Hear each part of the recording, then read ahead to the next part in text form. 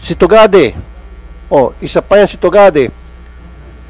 Alam na nga niya yung Dalian train na hindi angkop sa compatible, compliance sa ating MRT system. Pinilit pa talagang papasukin. Yung pagdating ng delivery, alam niya na hindi magagamit, tinanggap pa rin. Kung di ba naman, Kengkoy?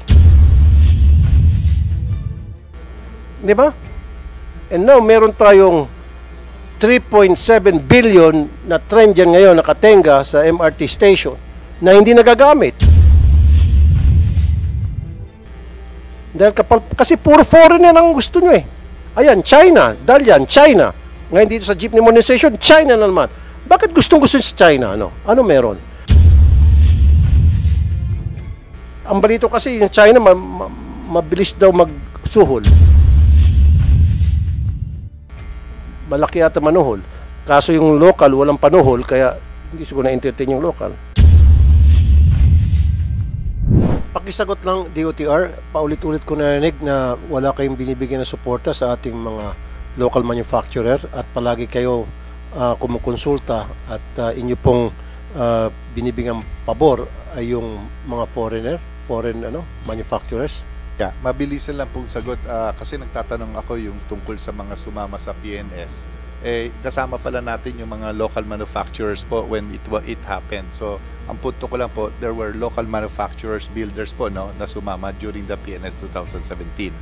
Next po, dito po sa DOTR kasi wala po kaming programa yung sinasabi nyo po na tutulong sa local manufacturers. Siguro po pwede nating imbitahan taga DTI po kasi meron po silang programa doon yung DTI that will help the local manufacturers. Baka po doon tayo pwedeng lumapit para yung programa nila ay maibigay natin dito sa local manufacturers. Kaya siguro next time DOTR, imbis na kumonsulta kayo sa mga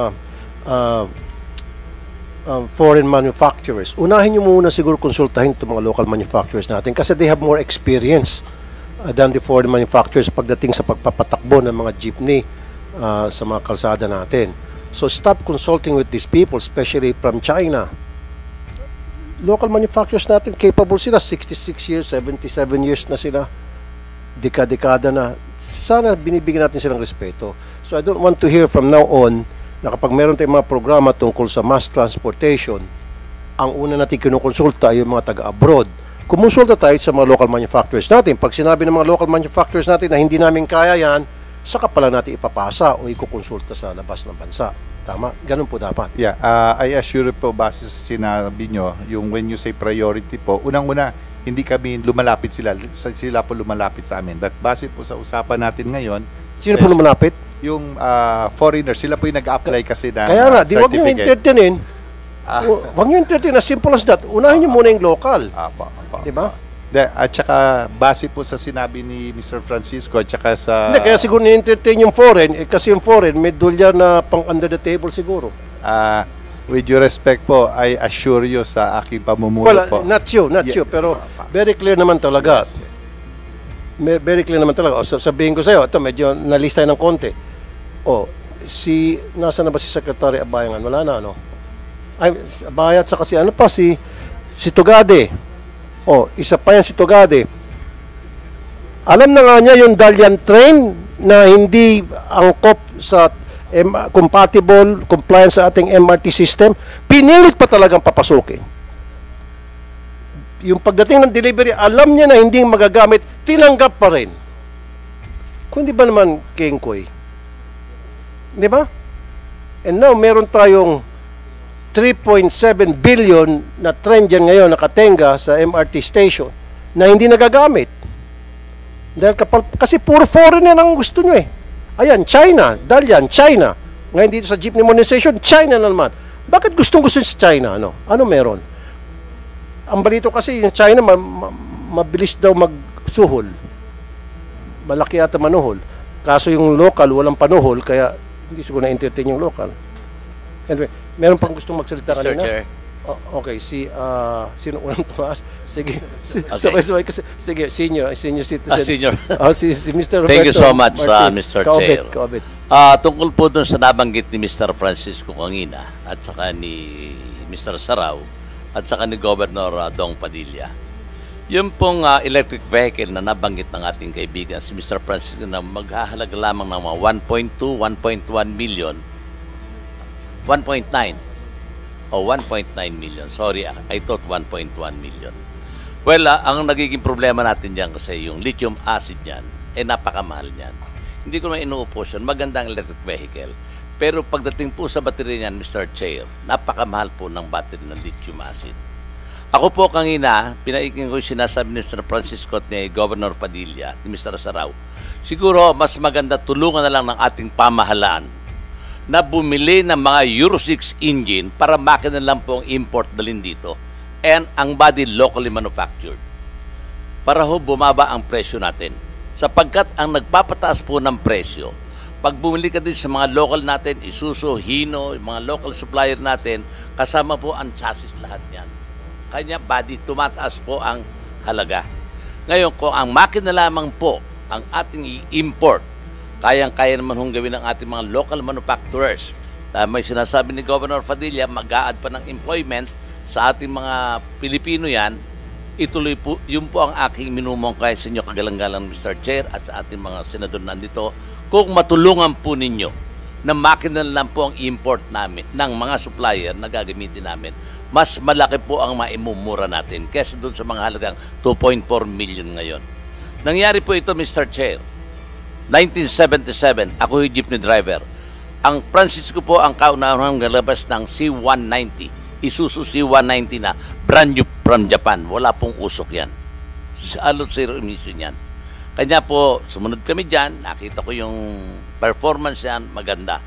So, yun lamang po yung aking imumungkahi, Mr. Chair, na tulungan po ng ating pamahalaan mag-import ng mga Euro 6 engine, gamitin dito para mas makababa po ang presyo ng mga modern vehicle natin. Yun lamang po. Maraming salamat po, Mr. Roberto Martin. Ngayon naman si Mr. Freddy Hernandez, President ng ANTFI. Ano sabihin po ng ANTFI? Arangkada NCR Transport Federation Incorporated po. O sige po, Mr. Hernandez, sir. Magandang umaga po sa inyo, Your Honors, Mr. Chair, sa mga kasama kong transport leaders, GFI, lahat po, DOTR family, magandang tanghali na po lahat. Yung issue po kanina na umpisahan nyo, Mr. Chair, yung pong amount, tsaka po yung design, tapos nadagdag na po yung information dissemination. Actually, nagtaka nga rin po ako, kasama ko po si Idol Robin doon 2019 nung sinakyan niyo po yung PUB namin. Hindi lang po lumabas, bakit nagtataka po ako, hindi po nailabas sa media or sa commercial yung sinakyan niyo po yung unit namin. Proud sana kami noon dahil yung Taguig Transport Service Cooperative po ang tinawagan ng DOTR para po sakyan ni Idol para po i-disseminate sana yung pagpapalaganap ng PUB natin noon. Yun po yung isang pinagtaka po namin sa Taguig. At galing pa kami Taguig, napunta pa kami Subic para lang po masakyan ni Idol yung UB. Para nga po sana i-promote yung ating mga PUB. Yun po. Regarding naman po sa design, way back din po, 2018, naglagay po ang showroom ang DOTR sa World Trade Center. Nandun po lahat yung klase ng PUB na pinersent. Meron po talagang iconic design. Andun, alam ko po, natatandaan ko noon, Santa Rosa Motors po ang nag-present ng design ng iconic. Sorry to say, hindi po namin nakakuha na pili yung iconic design kasi iniisip po namin sooner or later mapipace out na rin po yung may mga nguso. Why po?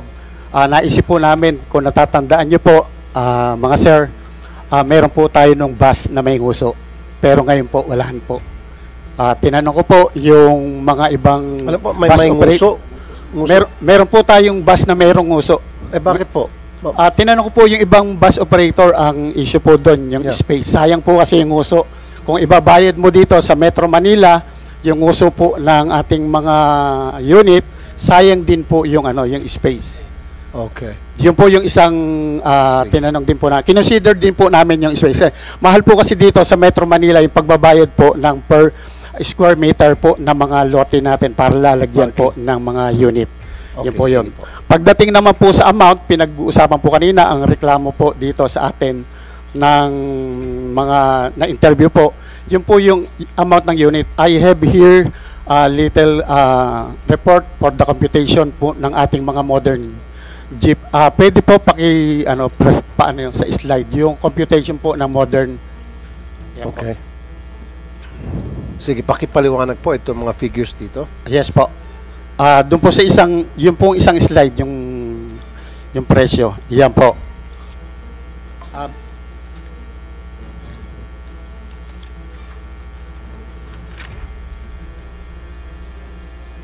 Nabanggit po kanina yung amount po ng unit natin. Dito po, ipaliliwanag ko po paano po mababayaran ng operator po, katulad ng kooperatiba, tsaka ng corporation po, yung amount ng unit. Kaya ini-encourage po ng ating government na mag-consolidate po yung ating mga single operator kasi po para sa operation na to. Kinuha ko na po yung pinakamahal na presyo ng unit. Kung di pa ako nagkakamali, ito po yung presyo ng class 3 natin ng modern. Yun po yung pamalit sa mga UB Express. Yan po yan, ang amount po niyan 2.8. Ngayon po sa 2.8, meron pong binibigay na equity subsidy ang government, halagang 280,000 po. Ngayon lang pong taon na yan na ibigay po, na ipagkaloob. From 80, naging 160 po. Ngayon na po 280. Babawasin po yan dyan. Ang magiging total na lang po ng halos uutangin po namin 2.520 sa bangko po. Ngayon po, papatungan po yan ng 6% interest per annum. Yan po yung total sa isang taon na tubo po ng bangko. Dahil 7 taon po siya babayaran, aabutin po siya ng 1,058,000. Mas maganda nga po sana yung proposal kanina, mga sir, your honor, Mr. Chair, na habaan po up to 10 years, mas maagaan po para sa amin. Ngayon po, idadagdag uli yung principal na 2.520, binawasan na po kasi yun. Yan na po yung total, 3.578400. I-divide po yan sa 7 taon, that is 84 months. Yan po, ang lalabasan po niyan, 42,600 pesos per month. Ngayon po, ang operation po natin 26 days lang po. Pero po sa mga PUB, wala pong coding. Pero inilalagay din po namin yung coding para po na ma-properly maintain po yung ating mga PUB para humaba po ang buhay. Kaya po, ang total po noon 1,638 na lang po, 0.46 per day. Pero dahil 2 shift po, ito po yung pinag-uusapan natin, na ima-maximize po natin yung takbo ng ating mga unit from morning to evening, kung maaari hanggat may pasahero, i-divide po natin sa 2 shift. Ang bali boundary lang po or ang kailangan lang natin ipunin 819.23 po. Yan po yung dapat ibabayad natin sa presyong 2.8 per day. Ngayon po, saan natin kukunin yung pagbabayad po na yan? Please, pakibalik po doon sa first slide. Ito po, as president po ng Arangkada NCR, isa po sa member po ng Arangkada NCR, yung pong Pandakan Service Cooperative. Nagpunta po ako, nag-consult po ako. Hiningi ko po yung pinakamaigsing rota po nila, 3.7 kilometers. Wala pa ho sa minimum. Ang minimum po kasi para makakuha ng minimum fare na 14 pesos is 4 kilometer po sana. Pero ito po 3.7 lang. Ang kinompute po namin yung bilang ng upuan, 22-seater times 14 pesos, 308 po ang makukuha niya po. Times 2, isang ikot po yon, 616. Sa per ship po, kaya niya pong umikot dahil sa iksin po ng rota, kaya niya pong umikot ng 9 rounds. 9 na ikot. Ang total po noon is 5,544 sa morning. At sa afternoon po, sa evening hanggang gabi, ganun din, 5,544. That is 11,088 per day. Ngayon po, dito na po tayo magbabawas. Yung kanina po na amount na sinabi ko sa inyo, 819. Kung magdadalawang shift, ayan na po yon. Yung daily amortization po natin, 1,638.46. Dito pa lang po sa computation na yon, na 11,000 na kinita per day, babawasin po natin yung panghulog sa bangko. Pangalawa po, babawasan po natin, nabawasan po, 9,449.54. break ka muna, makasigit lang. Okay, maganda yung mga binigay mong figures, ano? Tulad nung yung kaya ma-accommodate ng mga pasahero ng isang jeep. Eh kung mapupuno, paano kung hindi mapuno? Yes po. Sandali lang po. And then sabi mo, naka-siyam na ikot. Diyan ba kinonsider mo yung traffic? Yes po, sir. Pag ma-traffic, baka hindi abutin na 9 na ikot. Baka 6-7 na lang. Maiksi lang po yung rota. Inano na po nila to tinanong ko po siya pag traffic period na po, kasama na po yung Kasama traffic na. nito. Pero kung Kinonsider hindi ng pa po traffic, more than 9 round trip po ang kaya niyang gawin. Kaya inano lang po namin, very conservative number para po hindi maging exaggerated yung figure po na ipepresent Okay, paano natin. po i-divide yung yung oras ng pagmamaneho ng yung isang jeep, 'di ba? Dalawa. Ipapasin sa dalawang driver. Paano po yung pagdi-divide ng oras? Ilang oras ba ang biyahe from umpisa hanggang paggagarahe?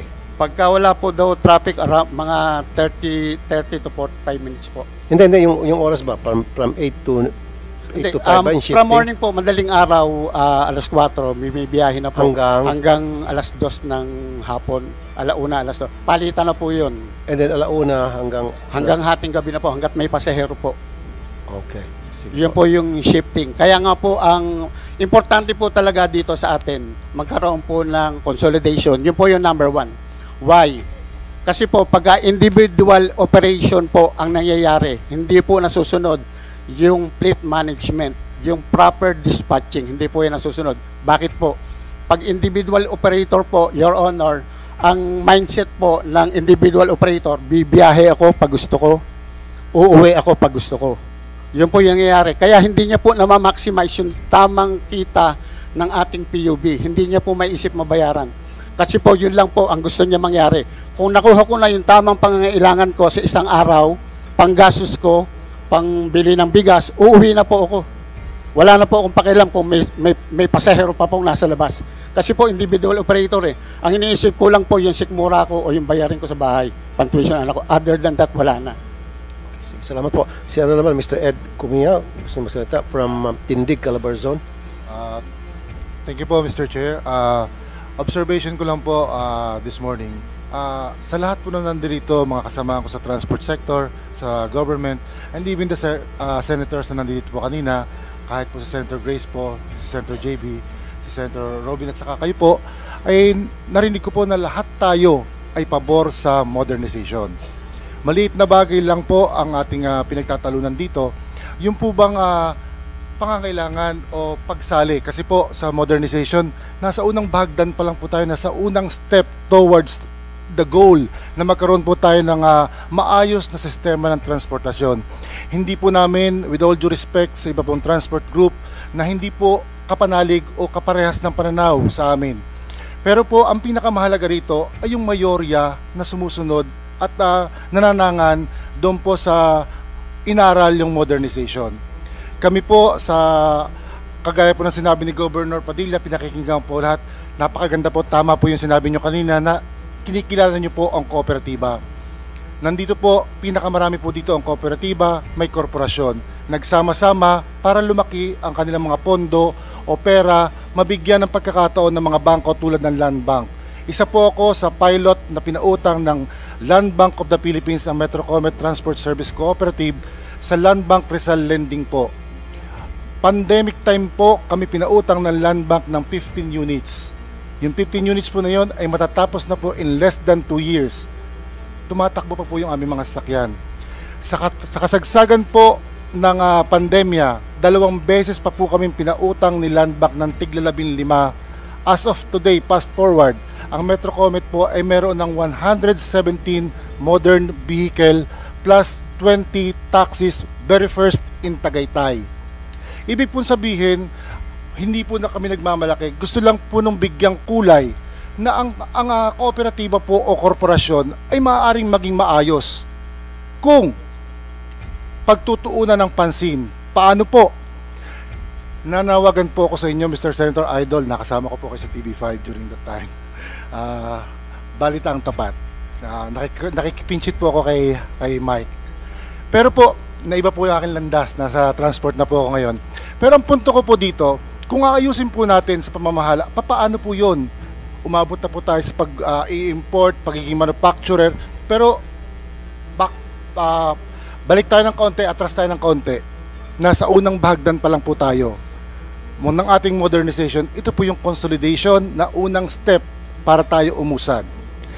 Pagsasaayos ng kooperatiba, kaya po ang hiling namin po sa inyo ng mga kooperatiba sa ating pamahalaan, isabatas po natin ang PUBMP na ngayon po ay PTMP na. Mabilis pa po nagbago yung pangalan kaysa dun po sa pagkasabatas ng ating programa. Bakit po mahalaga na may sabatas natin ng ating programa? Para po kami hindi at the mercy of the legislators na zero budget ka. Pag siniro budget mo, si DOTR po ba napinsala? Hindi po, kami pong sektor. Kaya po nung si Senator Grace po, laging sinisiro ang budget ng LTFRB, ng DOTR. Sila po ba napinsala? Hindi naman po, kami po yon.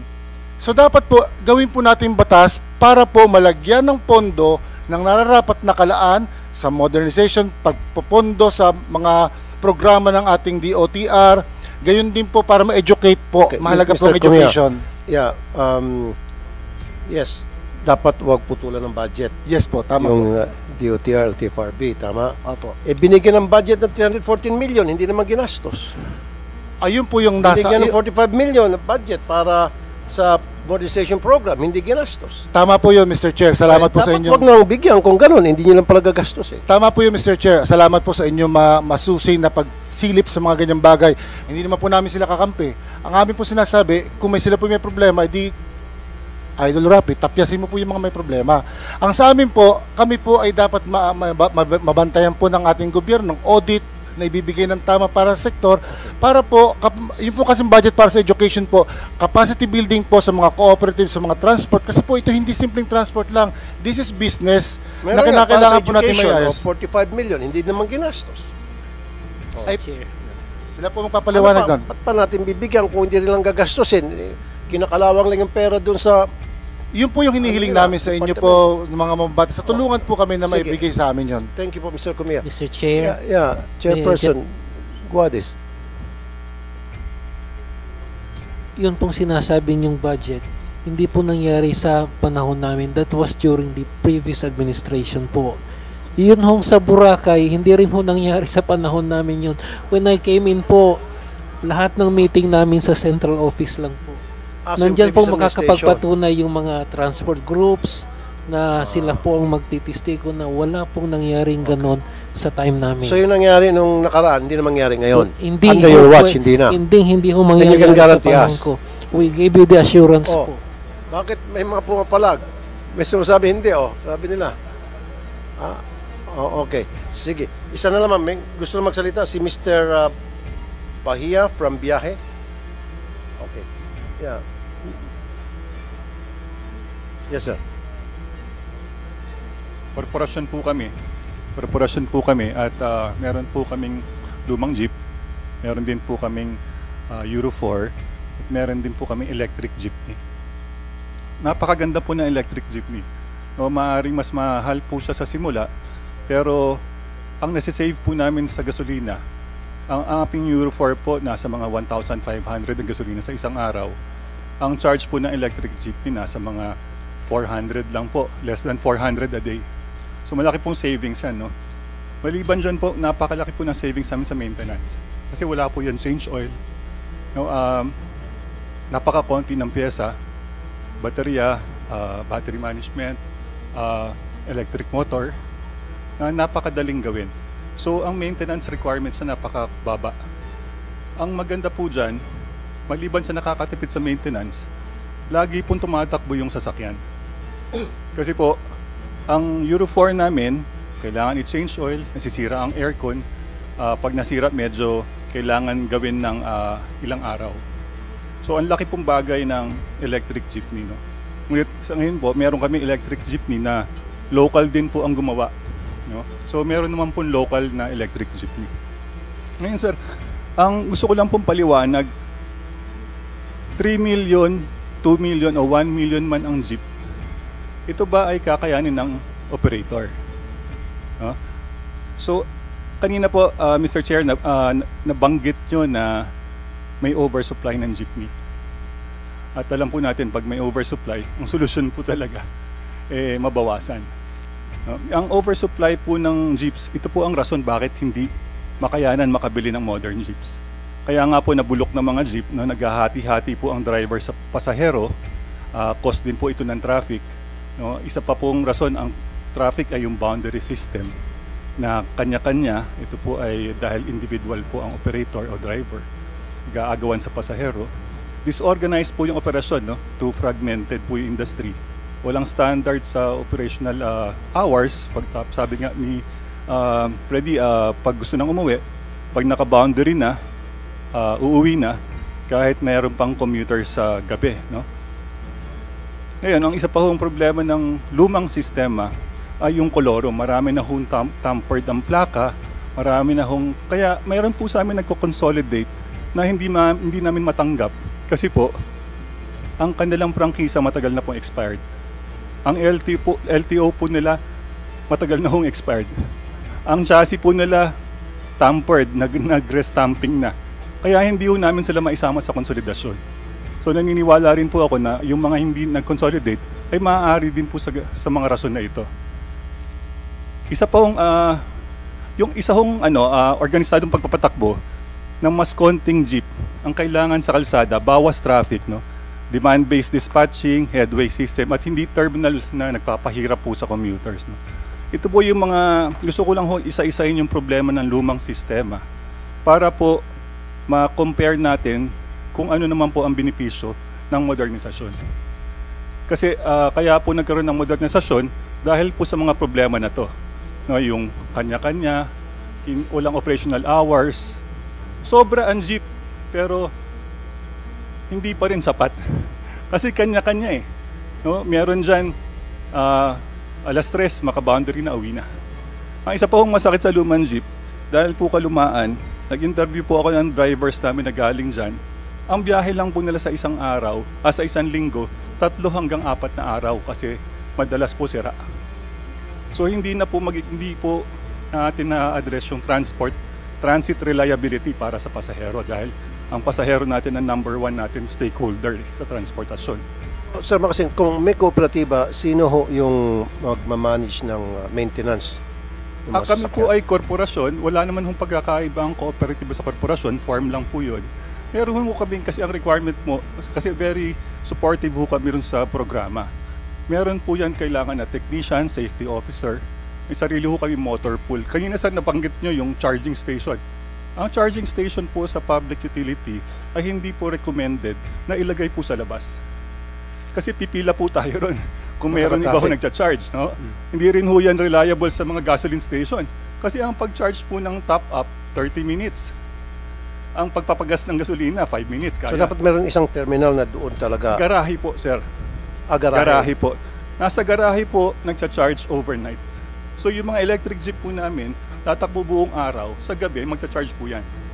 Kasi ang overnight charging po, maganda rin po yan sa baterya, hindi agad masisira. Hahaba po ang buhay kaysa po sa fast charger. So, yan po yung gusto ho namin i-share sa inyo experience namin. So, bawat isang garahe, ilan ang pwedeng mag-charge ng magdamagan? Laki ng garahe. Meron ho kaming garahe na 15 lang ho yung tumatakbo ron. 15 ho ang charger namin doon. Pag marami po, mas malaking garahe, hindi naman po kailangan 1:1 ang charger kasi 3 hours charge na po yan. Madaling hour, pwede na po lipat. Sige, meron na po importanteng katanungan dito sa DOTR. Kailan ba yung target ninyo na magkaroon na ng full implementation dito sa modernization program? Kasi meron 81% ang pasok na, nasa loob na. 19% hindi nyo pa nakukumbinsi. Siguro, diyan kayo talagang nagkulang sa departamento yan sa information dissemination. Pag-ugnayan sa kanila ng tama, kailan po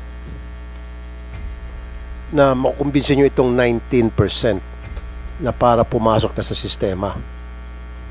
Your Honor, yung tungkol po sa consolidation, yung sinasabi niyo po 19%, tapos na po yung consolidation. So, ibig ko sabihin po, sa ngayon po, yung lahat ng hindi nag-consolidate ay hindi na pwedeng mag-consolidate kasi nga po nagbigay na tayo ng deadline which is April 30. So meron yung 19% na hindi nag-consolidate, tapos na yon. Yes, tama po kayo. So ano mangyayari dito ngayon sa 19%? Diyan po papasok yung tinatawag nating social support po, no? Yung DOLE, meron po silang entrepreneur, at saka yung TESDA, yung Super Scholar po. At lumapit na rin po kami sa DSWD para maging pangatlo silang ahensya na tutulong dun sa, hindi lamang sa hindi nag-consolidate, pero yung mga apektado rin na sektor sa transportasyon na pwede nating tulungan po. Kaya nga, anong klaseng tulong? Unang-una po sa entrepreneur, ito po yung sila po bibigyan ng livelihood po. Gaya ng? Gaya na kunyari po, yung worth 30,000 na pondo po, like loading station, or gusto po nila pumunta sa ang iba po yung sa paggawa ng sa bakery po, yung pag-aaral tungkol po sa isang negosyo, or Tumatawa po sila. Bakery, jeepney driver siya, tapos ngayon bibigyan ng negosyo ng bakery. Hindi sila marunong mag-masa ng tinapay. Ang minamasa nila yung manibela. Sa totoo po, binigyan po natin sila ng oportunidad na maging driver. So, decision naman po nila yon. At saka, just to clarify lang po. Pero, okay. Yan po ba yung naiparating sa kanila? Nasabi sa kanila yun? Yes po, naisabi po yun sa kanila. Kaya nga, marami na po nag-a-apply sa amin regarding which to choose. Dagdag lang po, siguro kaya hindi rin naging successful yung programa na to noong the past years. Kasi nung panahon na yon, parang hindi pa po sigurado yung programa dahil sa delays. But now that the consolidation is final, ngayon na po sila talagang lumalapit dahil alam nila na tapos na po yung Okay, consolidation. sige, pagbigyan natin. Anong pangalan niyo po, ma'am? Si Kabakod? Sige. Pagbigyan natin. Kanina pa siya taas ng kamay. Ma'am, pangalan niyo po? Good afternoon, Mr. Chair. Ako si Lilian Cibrano, presidente ng Kabakod Negros Transport Coalition Bacolod sa Region 6. No? Gusto lang ako mag-comment doon sa sinasabing entrepreneur. Kasi kung balikan natin yung POVMT, kahit sa Kongreso, dinideclare na yan na unconstitutional at saka hindi pinag-aralan ng mabuti. Kaya nga, yung 81%, kahit ipatawag natin dito sa Kongreso yung mga operator, magsasabi yan na pilitan lang kami. Yan na nagpa-consolidate kasi mawala na kami ng pangkabuhayan after April 30. But sa Bacolod, ito ang nangyari sa amin. Yung LPTRP sa Bacolod, October 21 ina-approve, hindi nakadaan yon sa public consultation. Tapos tama yon si Sir Rafi Idol Tolfo na talagang LGU at LTFRB connivance talaga sa modernization dyan. Yung mga ruta ibinigay sa mga malapit lang sa kanila. Yung mayor namin nag-engage ng Egypt at nakataging pa sa kanya yung kooperatiba na Asinso. So, paano kami maniniwala? Ngayon, sa Bacolod at sa Iloilo, magrarally na ang mga nagko-coop at nagkooperatiba, yung mga modernized association. Anong panawagan nila? Dapat hulihin na ang mga kolorom. Kami daw ay kolorom. Ngunit, nang nag-declare si Yusik Ortiga at saka si chairman na kolorom kami, yung OIC namin ina-affirm na hindi kami kolorom.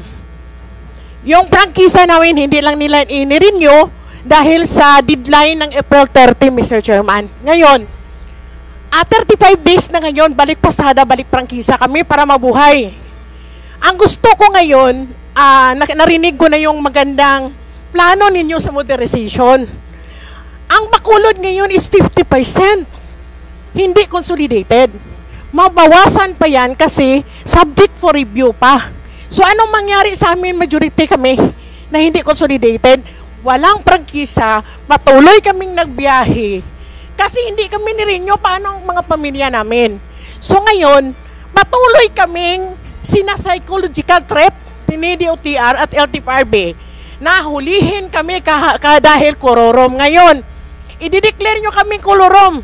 Si Altura nag-affirm na hindi kami kolorom. So ano bala ang totoo? No?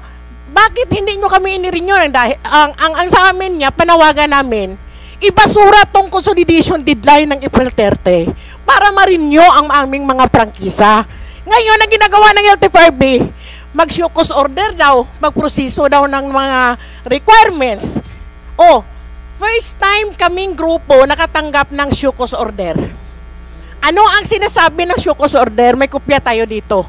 Explain mo lang bakit hindi ma-cancel o ma-revoke ang aming prangkisa. Ibig sabihin, pag ma-justify namin yung reason na idipinsa namin yung aming prangkisa, anong next? Siyempre, motion to allow renewal of franchise. So that's why Mr. Chair, panawagan namin, ibasura yung April 30, i-renew ang aming mga prangkisa. At saka yung 81%, ipatawag yun. Kasi kahit kami magsasabi, napilitan lang yun ng consolidation. Pinipilit nyo kasi. Alam nyo ba kung sinong nakabinipisyo ng consolidation na yan? Kayo lang na mga opisyal ng mga kooperatiba at korporasyon. Tanungin natin sa ground, yung mga operator na nagpa-consolidate. Hanggang ngayon, walang dividendo yun. Sa Bacolod at sa Iloilo, nag-rally. Walang benepisyo. Sabi nyo, government sa benefits? Wala. So, paano kami sasabay sa modernization ninyo? So, ang sa amin lang ganito, go kayo, congratulations, kung maganda sa inyo ang modernization. Pero sa amin, irespeto yung karapatan naming mabuhay, ang pamilya namin. Kaya kami humingi ngayon sa mga senador na nandito, i-renew na ang prangkisa namin. Dapat managot itong mga LTFRB at DOTR Tinachap ang aming prangkisa. Pinapatay ang aming pamilya. Anong ginagawa nila? Nagrarally. Kasi gusto nilang hulihin kami. Maganda ba yung modernization na may mamamatay? At saka kayo ay mamubuhay? Maganda ba yun? So anong klaseng programa ng gobyernong ito? So anong mangyayari sa Bacolod? Kasi nag-connivance, yung LGU, yung LTFRB, yung mga korporasyon at kooperatiba sa programa. Anong mangyayari sa amin? O sinubukan naming nagbiyahe? Hindi kami hinuhuli. Bakit? Kasi hindi kansilado yung prangkisa namin. Hindi kami rebook. Sige. Pagbigyan naman natin ngayon yung DOTR. Alam niyo ba itong problema sa Bacolod? Aware ba kayo? 50% daw ang naapektuhan at hindi makapagbiyahe ngayon? Thank you, Mr. Chair. Salamat po, ma'am. Yeah. Ma'am Lilian, si Chair Guadis po magsasabi regarding sa percentage po. Idagdag ko yeah, lang pero po. alam niyo po itong problema sa Bacolod. Yes, definitely. Ba't hindi niyo po ina-address? Ba't hindi niyo po inapuntahan o kinakausap sila? Unang-una po, nagpunta kami mismo ni Chair Guadis sa Bacolod po. And in Kailan fact, po? That was before the end of consolidation. In fact, after that po, tumaas po yung consolidation. Sabi niya, bababa pa nga raw, 50%. Hindi po. Sasabihin po ni Chair Guadis yung tamang numero po ng consolidation. Mr. Pwede Chair, makita yung data, yung figures niyo, isa video po sa amin. Hindi, kasi sinasabi niyo more than 50%, sinasabi niya 50 at bababa pa, yung iba napilitan. I tend to agree. Siyempre, kaysa naman mawalan sila hanap buhay, napipilitan sila kahit na alam nila na hindi naman talaga komportable para sa sitwasyon nila. If I may, Mr. Chair. Mr. Chair. Yes, nagpunta po kami sa Bacolod. That was 2 months ago. Kausap po namin si Mayor Benitez at saka yung buong yung sanggunian po at saka mga local officials ng Bacolod. Puro official, bakit wala yung sa ground, yung mga maapektuhang mga jeepney drivers operate? Bakit yung mga official? Yan nga sinasabi niya, nakukunaybans daw kayo LGU at saka LTFRB, DOTR. Dapat pag ganon, meron dun sa ground kayong kinukonsulta din. Yes, Mr. Chair. Ang rason naman kaya kami nagpunta doon, una, chinek namin yung estado ng mga kooperatiba, chinek namin yung yung route rationalization nila, and then nung sinabi nilang may mga kakulangan pa po, agad ho namin na tinulungan, nirevisa ho namin yung local transport plan ho nila to accommodate more participants doon sa modernization program ho. We did that. Kaya po tumaas ng malaki because yung ginawa po namin together with Mayor Benitez and isang gunyan po, inaddress po namin yung concerns ng mga transport leaders doon. So, meron naman ho kaming nagawa na win-win situation po. As to the figures, Mr. Chair, please give us a little more time. Chine-check ko namin ngayon sa opisina kung ilan ho yung actual percentage sa Bacolod So City. paano yung sinasabi niya 50% sa kanila na wala ng trabaho at hindi na alam ang gagawin? Paano po yun? Malaki po yung 50%. Eh kung 15%, medyo okay pa sa tenga. Pero 50% masakit sa tenga. Ang apektado. Mr. Chair, may I be At nanganganib yung kanilang hanap buhay. Mr. Chair, for Region 6, Mr. Chair, Hindi, sa Bacolod po. Kasi taga Bacolod pong nagsasalita kanina. Bacolod lang po tayo. what we have, Mr. Chair, may we be given a little time. Ang nasa akin po is Region 6, which is an 83% ang consolidation rate po nila for the entire Region 6. May we be given... For the entire region. Pero yung sa Bacolod mismo, sinasabi nga po ni Ma'am Sembrano, 50% sa kanila ang apektado ngayon ang hindi pasok sa loob. At yung 50% na kabila ay napilitan lang at mababawasan pa yan, magkakaroon daw ng rally. So ibig sabihin, hindi maayos ang pamamalakad yun doon sa Bacolod kasi ang sinabi nyo kanina, kumonsulta na kayo sa mga LGU. Kayo nagkukonsultahan na hindi nyo sinama sila. Dagdag. Ma'am. Mayroon tayong actually sinasabit dito sa Senate at saka sa Congress na yung reklamo. Mayroon tayong kooperatiba doon, pag-aari ng Cebu Peoples, taga Cebu. Sino po Taga may-ari? Cebu, Cebu Peoples. Sino po yun? Cebu Peoples po. Sino ang may-ari may-ari. nun? Parang kooperatiba yan galing Cebu. Na pumunta sa Pumunta sa Bacolod, siya yung nag-operate ng ruta. Kasi presidente ako doon sa Fortune Town. Sila yung nag-operate ng Cebu Peoples doon sa Fortune Town. Ngayon, ang mga operators dyan na malapit 40, 40, problema na ngayon kasi parang yung lumabas sa media na nagrarally doon sa na parang inaano nila, hindi nila pinalabas yung mga jeep, mga bus nila kasi tinitake over ng Cebu Peoples at mga hindi operator yung mga kooperatiba nila. Yung mga operator nila wala ng mga right doon sa kooperatiba nila. Okay, isang masingit. Oo. So, bakit niyo pinayagan itong Cebu Peoples na mag-operate sa Bohol? Dapat, kung sa Bohol, taga Bohol ang mag-operate. Mr. Chair, may I be recognized again po?